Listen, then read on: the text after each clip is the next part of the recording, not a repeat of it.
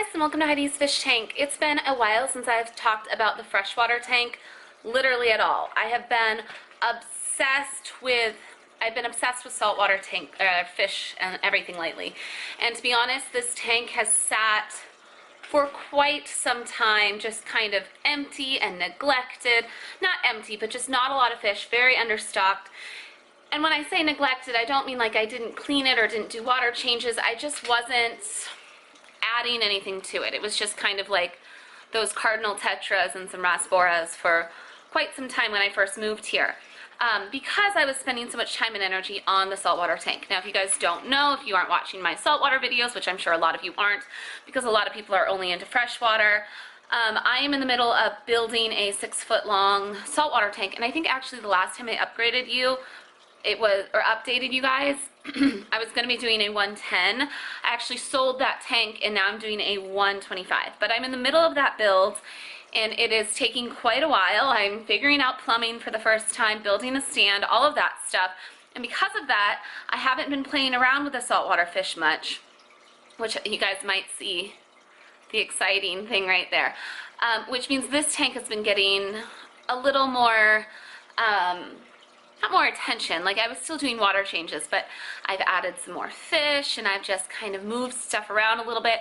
And I don't think that I've ever done like a tank tour with you guys. So I wanted to show you the freshwater tank, do kind of like a rundown of it and talk a little bit about some of the fish. So let's take a look at what I've got going on in there.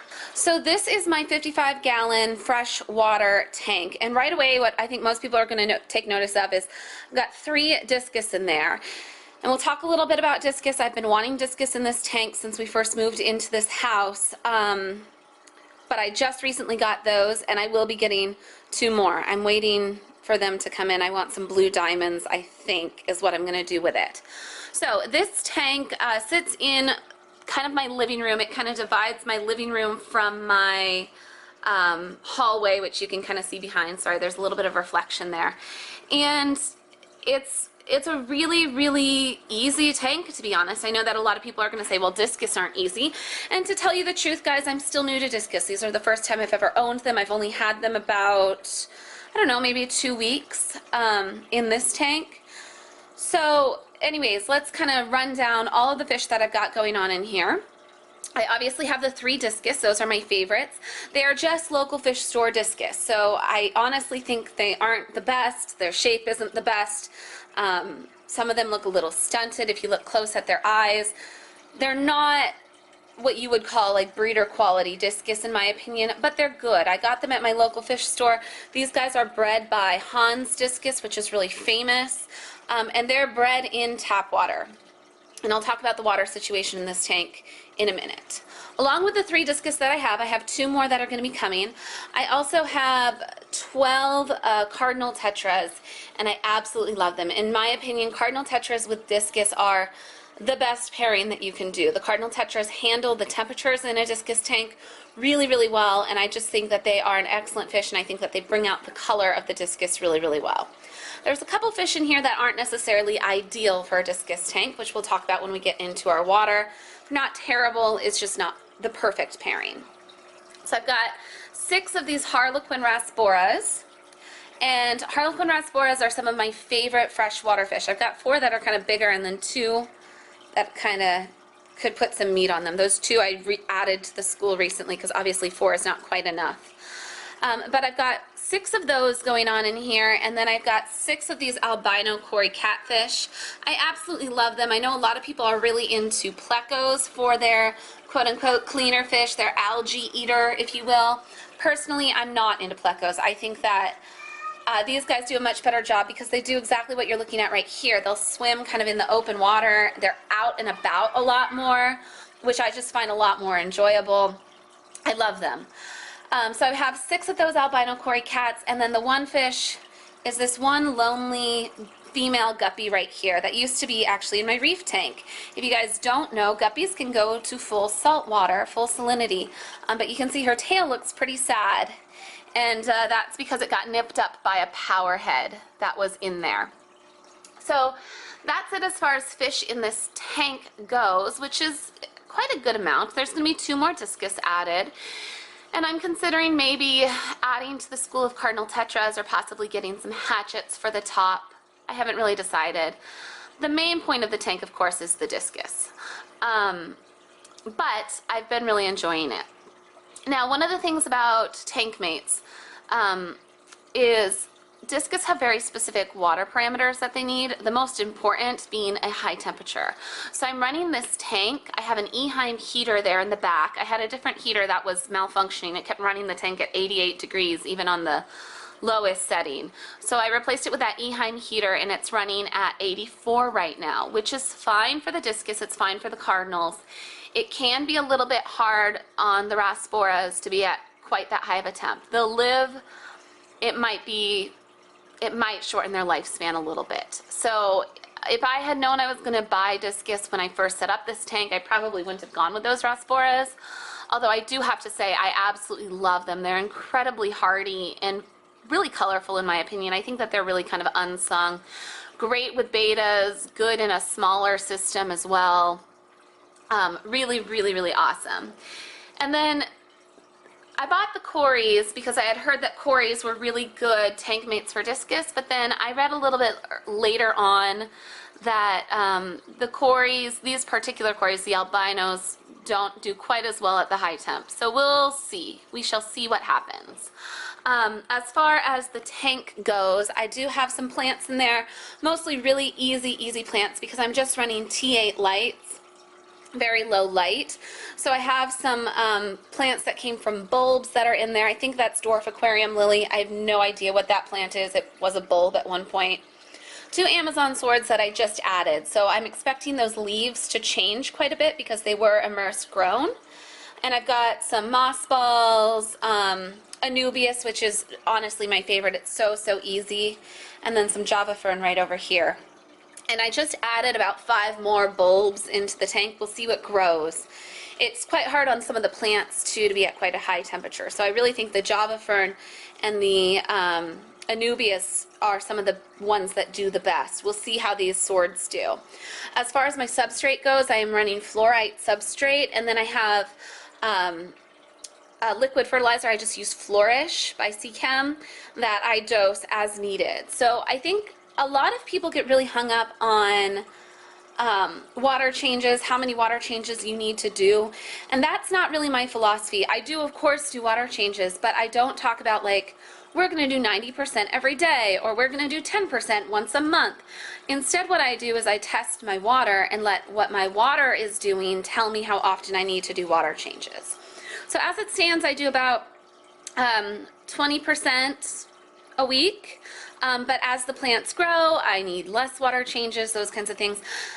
I try to keep the nitrates under 20, ideally closer to 10 for the Discus. I want to have some nitrates in there because the plants do need them, but I would rather the nitrates be in there because of the fertilizer. So I run Chem Flourish in here, and then I'm also, just this week, because I just added these swords, also added some, some root tabs underneath them.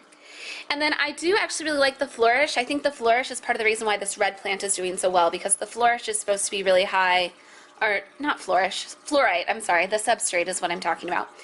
It's supposed to be really high in iron.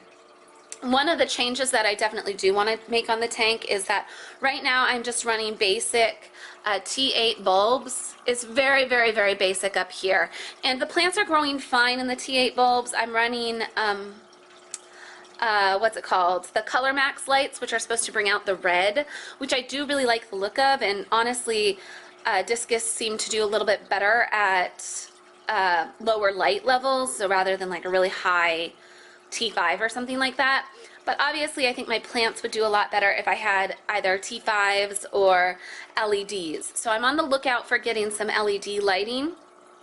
Because it's such a low light, I do run it kind of a long period of time throughout the day. It actually runs, let me sit on this side so that reflection, nope, that didn't help the reflection at all. I'll stand. I do run it quite a long time to kind of help the plants a little bit.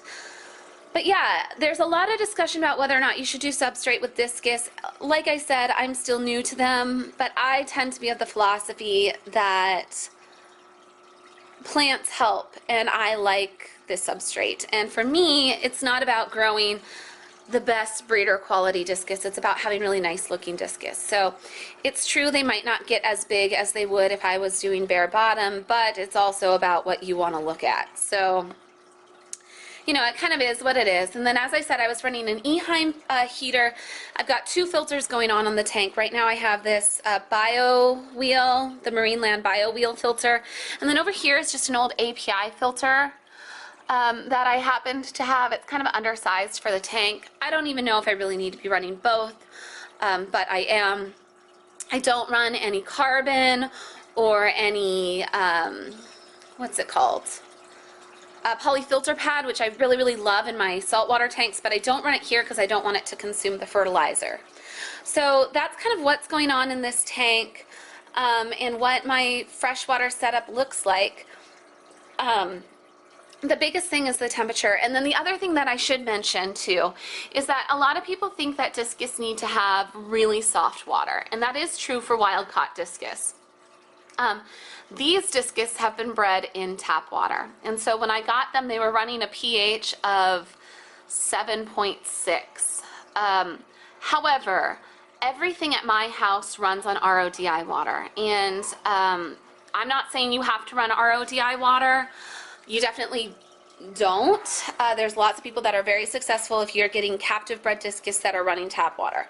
In my specific situation, I run RODI water because my tap water comes out of my faucet at over 180 degrees nitrates. It's not even legal. In fact, my water company is in the middle of being sued, at least for the 2nd time, about the quality of our water. We don't drink it. It's not safe to drink. So all of the water that we drink in my house we buy, and all of the water that's in all of my fish tanks is RODI water, but you don't necessarily have to do that. So it is running soft. The pH is low. It's a 6.3 pH, which isn't, you know, the lowest, but it is much lower than what you would typically see in Arizona and lower than the discus came. So I did drip assimilate them to get used to it. And I did quarantine all of these guys too, so I can do a separate video about what my freshwater quarantine looks like, because it is a little different than my saltwater quarantine system. So anyways, I hope that you guys liked this video. If you did, go ahead and give it a thumbs up. I've been loving the freshwater tank very, very much lately. So give it a thumbs up if you enjoyed this video. If you want to see more about freshwater or more about discus, let me know. As I said, I'm still kind of new to it, but I do like them quite a bit. And subscribe so you don't miss any videos. Hit the bell next to the subscribe button. And now, because YouTube thinks that you really don't know what you want to watch, hit always get notifications if you always want notifications, because otherwise they'll only send them to you sometimes. So anyways, there's some more freshwater videos to come. I have my dad's angelfish tank that I will be posting about, and then I have some less than happy updates to talk about with the saltwater tank coming soon-ish. So subscribe so you don't miss them, and we'll talk to you soon. Bye guys!